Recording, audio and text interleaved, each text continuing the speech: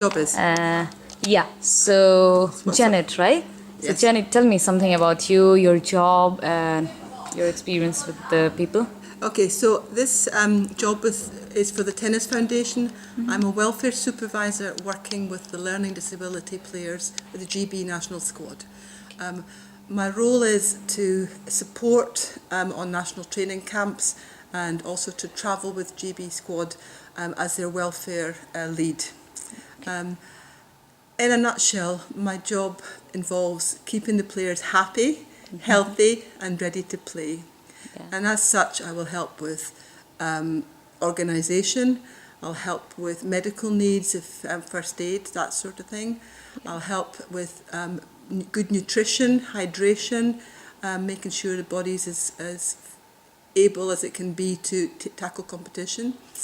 A significant part of this job is to help with mental work, so how to cope with match competition alongside the coaches. Obviously do this too, but also how to relax, how to get to sleep well, training athletes in the background life skills that are involved in tennis.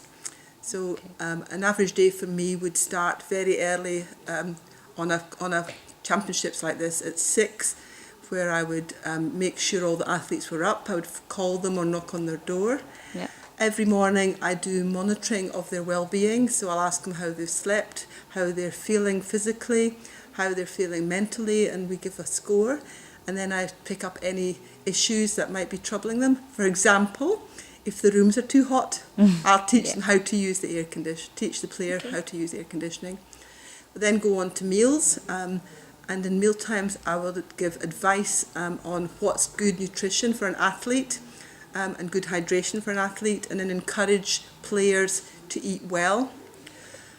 During the competition, I'm just around. I am basically the main fan, so I will encourage and applaud and just be around with as a smiling face to help the players feel at ease when they're in between the competition. But at that point, the coach's role is much more important. I'm more background.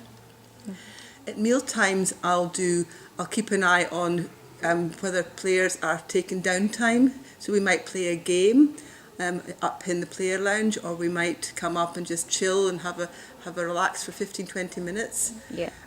So I monitor those things during the competition.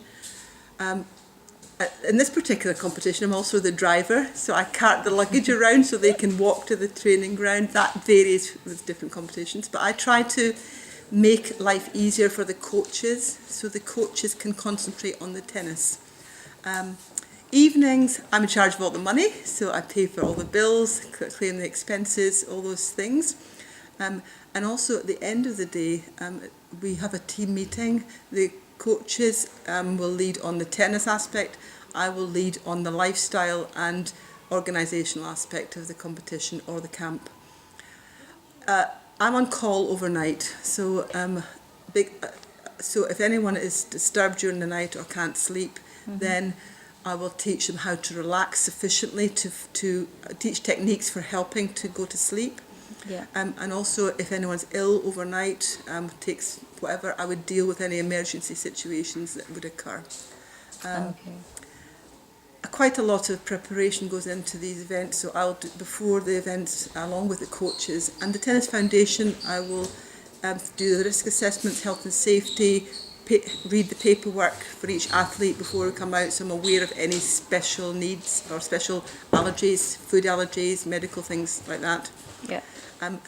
The other important aspect of my role is liaison with parents, so I'll have a lot of conversations with parents around the individual athlete and their particular mental disability or the area, maybe the special need or something that's bothering them. So I'm a close link with parents both during tournaments and also before and after tournaments. Okay. So, have you dealt with any parent who found it very difficult to accept their child's intellectual impairment, or neglecting them? Have you come up? Yes, this group that I work with on this tournament are the GB athletes, and all of these athletes will have an assessment by an educational psychologist long before they're accepted back onto this programme. However, so most of the parents will have accepted.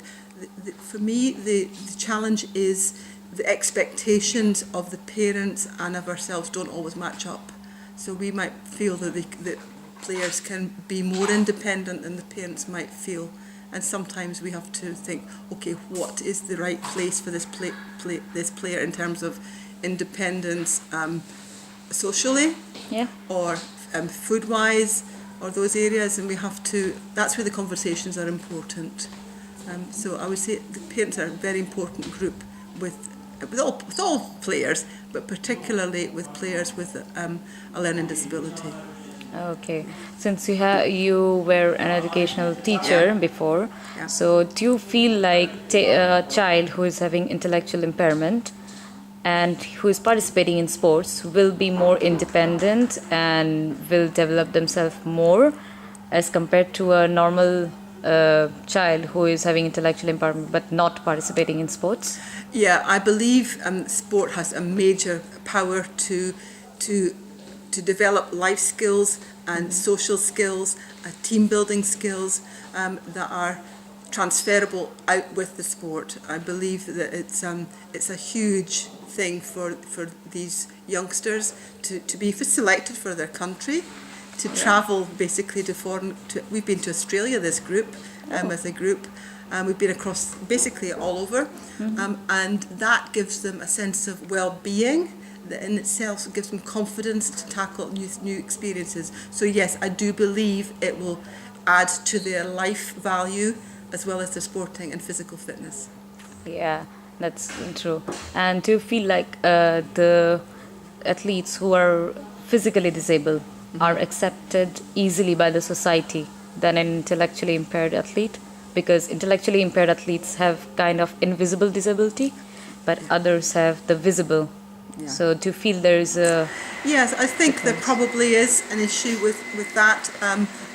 Our lead coach will know more because she also works with the wheelchair athletes. I've only worked with them a little bit. Okay. But what I would say is, if you looked at our players, you wouldn't necessarily realise that they have a disability, and as such, some of the behaviours that might be involved in that disability could be construed by people as being socially unacceptable. So therefore there is a role for myself and for the coaches to say, to guide the athletes, but also to educate the people around them as to their disability, and make that part of them, and part of it can be accepted. But yes, I would agree with the premise that it's more of a challenge because they can't actually see that there's a disability there. Yeah, true. And then what kind of facility your government, like you have feel that the government is giving to the athletes, or there should be some more changes in the policies or the rules for them? Okay, so in terms of performance disability athletes, we have an organisation linked to British Tennis called the Tennis Foundation. It's a charity wing of British Tennis, and they have a whole remit in terms of all sorts of things, not just disability tennis, all sorts. So that budget is allocated according to their policies.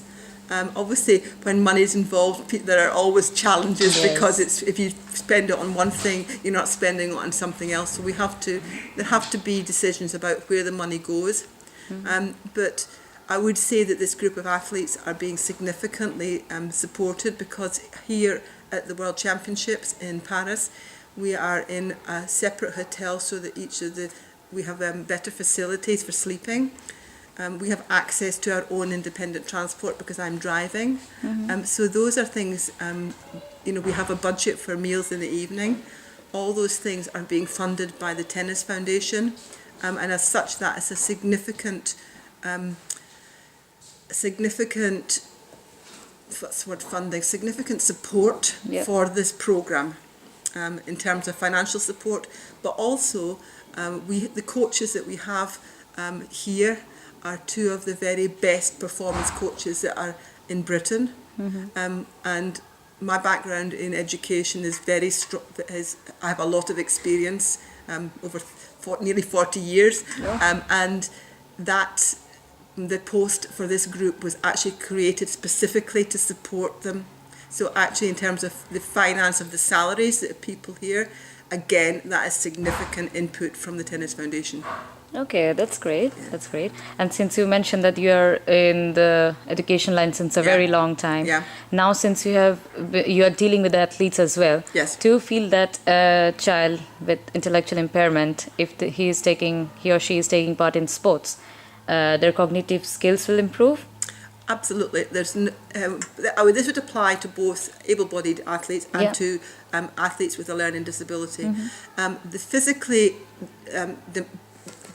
challenging yourself physically and mentally on the tennis court activates certain parts of your brain that will stimulate your brain to perform at its best, the best it's capable of. So I believe, not just believe, I know this from my work as a head teacher, that physical skills, physical fitness also translates into mental fitness. So it will definitely improve the well-being and also the self-esteem, and again that has an impact on your mental ability. So all of it I think fits together. And as a result of those improvements in the cognitive skills or their mental fitness, do you think they can improve in their academics as well? Have you come across that? I can't speak with authority because I don't know so much about the academic work of the learning disability players, but I do know that some of them have done coaching certificates, and there's a significant academic element to coaching qualifications, and 3 of our players here are level 3 coaches in their own right. So having the challenge of doing that and creating a career in tennis as well as playing in it, their intellectual abilities will be pushed forward. 1 or 2 of the players I would say are on the autistic spectrum, and they're well within the range of IQ of average IQ. In fact, one might be above it, but it's obviously they've got a disorder of the spectrum. So all the intellectual aspects of their game will be improved by academically, I think, alongside the physical stuff. Okay, I don't think I answered the question. No, that's great to know. You almost answered the question. It's okay. And how far do you feel like the sports, the sporting events, for example, the INAS Games or Special Olympics or any sporting events which is specifically for the intellectually impaired athletes, how far do you think they are providing or a platform? Do you think they're providing a platform to them to showcase their abilities, or is it helping them? Yes. I think the belief that they have from competing at these events, and also the levels of play that they are achieving, which is actually quite a high level. I work with elite athletes, juniors, anyway, able-bodied, and some of these players would be not far off that ability. I think their self-belief has improved a great deal, and it gives them confidence. If you can go back and say you've got a gold medal in doubles and a silver medal in singles from the World Championships, which one of our players can say, that gives you a lot of self-belief. So the fact that you can compete and achieve that is something, and I believe you can use that as a platform in your life as well as in your sport. And then going back to again one of the concepts, do you feel the concept of mentally ill and the concept of intellectual impairment is still confused, like between some people? Yes, so mental illness, you say mental illness as compared to intellectual impairment. There's a big difference in the two things, but yes, I'm not sure that society in general understands that. So mental illness is an illness which I know this from my family, 1 or 2 family things. Their brain it's a chemical thing, whereas with the intellectual disability it seems to be more the brains are wired differently, but they're not necessarily mentally ill. It's just the way their brain functions. But yes, I don't think society as in general would understand that necessarily, although I believe it's better than it would have been when I was young. Because like when I look back and back in India, I'm talking about Yeah. it. People are, I feel like they're still confused with that Yeah. concept Yeah. because whenever, first thing, the parents don't really get the idea of okay, what exactly is intellectual impairment, Yeah. and the child gets bullied, or they get Yeah. different kinds of comments, negative Yeah. comments on Yeah. them, which are related to mental illness, Yes. like calling Yeah. them mentally sick Yeah. or Yeah. things like that. Yeah. So There is a clear distinction in my mind, and I think in Britain it's improving. People will now understand autism. They will understand that spectrum, and they'll also. There's been a huge input on mental health in Britain. I would say in the last 4 or 5 years, it's become a much higher agenda item across the country. But Yes. yeah, there's still confusion there, but not as much as there would have been. Okay. And how far do you feel media or social media, news channels or newspapers can change that concept or can educate people? Oh, social media and news and the sort of variety of communication methods that we have now are huge in influencing the attitudes of society.